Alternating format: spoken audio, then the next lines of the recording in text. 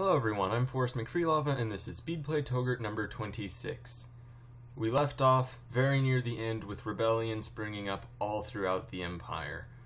We have the one final mission of taking all the provinces needed to unify Islam and converting all of the provinces that we already do have. We left off with only one province left that we need to conquer, and ideally we'll be able to clean up our borders a little bit, although realistically we only have time for maybe 1 or 2 wars.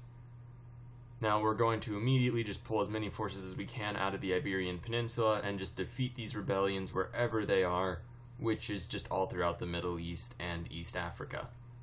Now this is nowhere near the worst series of rebellions we've faced, so I'm not really worried about it. The only thing that's concerning is that it will take up our army's time and position when we can use them for much more important things than just killing our own people. Luckily though, they've already been more or less defeated. We declare war on the Oirate Horde, which, since they're not Muslim, also increases the speed that our missionaries convert, which is great news. We've also been taking the religious idea path, so our missionaries should be very quick. We also go ahead and re-elect our leader, lowering our Republican tradition, but at this point, it doesn't matter very much at all. We go ahead and attack the one major Oirate Horde army and just immediately stack wipe it. Immediately, this war does not seem like it's going to be very difficult whatsoever, which is great news considering the last few wars that we've had to fight. It's nice to end it on a more or less tame note. We go ahead and ship our forces over and just begin carpet sieging the Oirate Horde for the last time we will ever carpet siege anything. It is very interesting to finally be leaving that behind. And actually it might not be the last time ever, as we do want to attack Delhi in order to clean up our borders into India. Our armies are all around, and with only 2 years left, this is probably the one thing that we can realistically accomplish. So we go ahead and begin building up our forces against Delhi, and go ahead and declare that war. Now, I'm not entirely sure where their armies are or how powerful they are. 127 stack immediately rushes across the border, but we meet up with a larger force and just devastate it. We don't stack wipe them, which is a bit of a problem, and they do actually go ahead and attack us. Likely we bring in reinforcements and win the battle. There are another group of rebellions, however we have troops very close by to deal with that.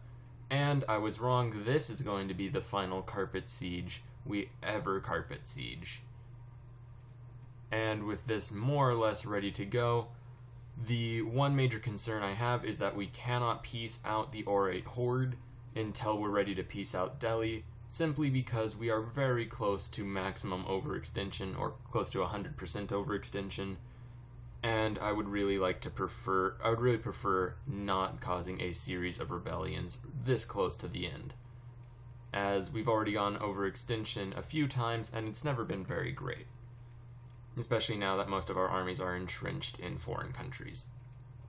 However, with that all said and done, now all that's left to do is siege out Delhi, and we'll be able to draw our final borders across really the world. These will be our final borders in the world. We go ahead and just begin sieging out provinces, and at this point, since we're very close, 1 year left to the end, the main goal is just going to be to get all our forces, or at least as many as we need, to the proper positions to siege out the provinces as quickly as possible. We also get a large revolt in Constantinople, but we'll ship troops over to deal with that very soon. Now we're just building up massive stacks to hopefully push the sieges just slightly closer to completion. All those leaders have high siege, or the highest sieges available, and worst case we may end up being forced to just assault the provinces. We still have 7 months left, so hopefully we can avoid that. We do win the Battle of Constantinople. There's another revolt, however we have enough troops to deal with it all easily. There is a revolt in Rome. We are just getting constant small revolts, nothing that's any real problem.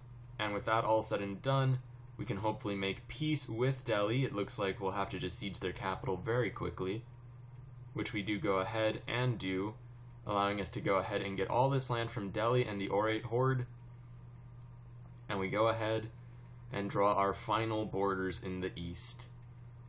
Now, unfortunately, as a commenter pointed out, we cannot unify Islam simply for having all of the correct provinces and having them all be Muslim. Every province in our country has to be Muslim, which is a bit of a bummer, to be honest. I was really hoping that we would be able to just unify Islam for having all the provinces and having them all be Islamic. And while the text does say something slightly different, I was hoping that it was just vaguer, that I had misunderstood it. At any rate, if we were to, say, run a time-lapse of this game starting now, eventually we can hope Touggourt would be able to convert all of their provinces to some Islamic group, and maybe then unify Islam.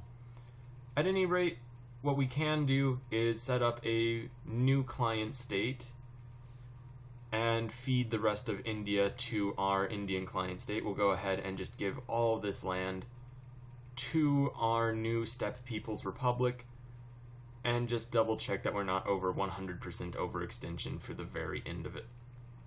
As you see, when we were at 200%, a humongous revolt broke out in the Caucasus, which is not really great. And ultimately we'll just give another line of provinces to our client states, hopefully bringing us down below 100%. We are at 90, which is good enough. And just like that, we are pretty much done. We'll just go ahead and defeat these rebellions and culture convert Jerusalem and Mecca to our culture. Besides all that, we are in a great spot. I'll go ahead and save the game for a potential for a time-lapse, and there we have it. Now, I did save the game just before the end, and that was for a few reasons. First of all, I feel like it would be a bit anticlimactic to just leave it off how we did, and while there are these rebellions that will have to be dealt with, we'll just let those be dealt with later on. I'm going to try to make a time-lapse to see just how far Touggourt goes under AI control by just modifying the end date to, say, 2015. And that'll come out hopefully with this video, but if not, just within a couple days. And I'd just like to take a moment to go ahead and look at the world that we leave behind. Touggourt has gone very far. We were just 3 provinces in essentially Saharan North Africa in the Maghreb, and from there we've come to dominate North Africa, dominate the Middle East, all of Africa really. We didn't actually manage to push all the other countries out of Africa, although our 2 client states here really do just protect our border. We also have the vassal Kong we picked up accidentally in a war. And ultimately, I'd say we did fairly well in Africa.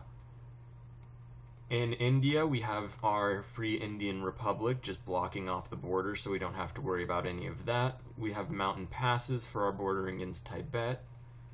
Ming China is basically falling apart, and they'll probably just disintegrate in the next few years.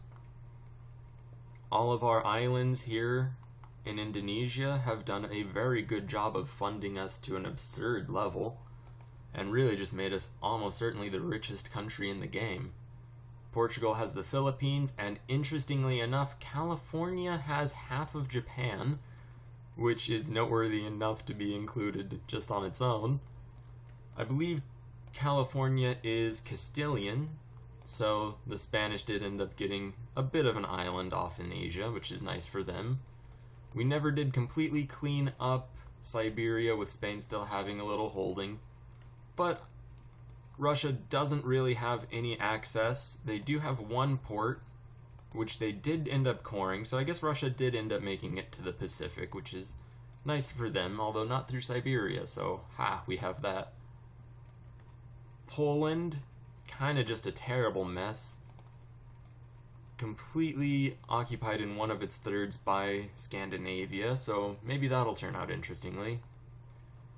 Austria is just moments away from renovating the Imperial Holy Roman Empire, so that will be an interesting just problem to have on the northern border France doing very well. They've managed to actually land in England, well, in Great Britain, so we'll see how that goes for them.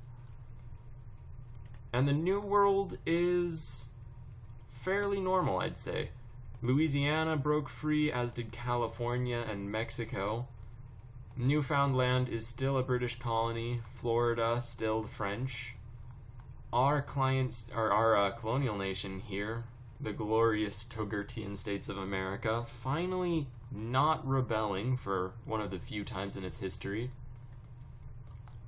Our other colonial nations basically dominate Central America and South America. French La Plata to the south, and independent Brazil, which got a bit tired of us. Overall, I'd say we left the world in a fairly good spot. Admittedly, when we went over to take these lands from Spain in order to get the last provinces we need to unify Islam, we essentially made this whole Spanish region a problem. It'll be interesting to see how that plays out. I imagine the Spanish are rather offended at our aggression. And those last two provinces we seized in Italy will most likely lead to Milan and a few other countries joining a coalition. Although actually it doesn't look as though we have very much aggressive expansion in Europe, which is very nice. And it doesn't look as though any other countries have taken it over for us, so maybe the Europeans just got used to us near the end. Now, the one thing that I am very disappointed about leaving off is that the Ottomans, one, still exist, and two, still have some access to the sea. So a problem I can see rising up is that maybe other countries will come in and try to feed on the Ottomans, taking lands and just making this whole region a mess. Ideally, that won't happen. We also have this revolt up here, which the AI may not be able to take care of. And Russia, massive, and although limited, still a tremendous power, could very well attempt to just steamroll into our lands from Central Asia. There may not be very much that we can do about that, and with support of the Holy Roman Empire, we don't actually leave off on the greatest of notes. Now, as I mentioned a moment ago, I don't really believe that we can end it just here. One of the greatest signs on how well a person leads a country is how well that country does when they're no longer in control. So from here, we're going to leave. I will stop taking control over Togourt, and we will make a quick time lapse that'll follow up for the next 200 years and see just how well or how poorly Togourt does. I'm also very quickly going to double check that this is a march. I believe I made the Steppe People's Republic a march, which it is. So hopefully they'll be able to help at least somewhat against the Russian hordes. Thanks very much for following this. It's been half a year since we started, and it has been quite a journey. Thank you very much for taking it with me. And coming up, I'm going to be making a Crusader Kings 2 series where we're going to be doing something I don't believe has ever been done before in Crusader Kings by anyone ever. And since I realize half a year is quite a long time for a series, I'm also going to release those videos much, much quicker, starting Monday with Speedplay Netherlands. So hopefully you'll enjoy that. Thanks again for watching. It's been a very interesting ride.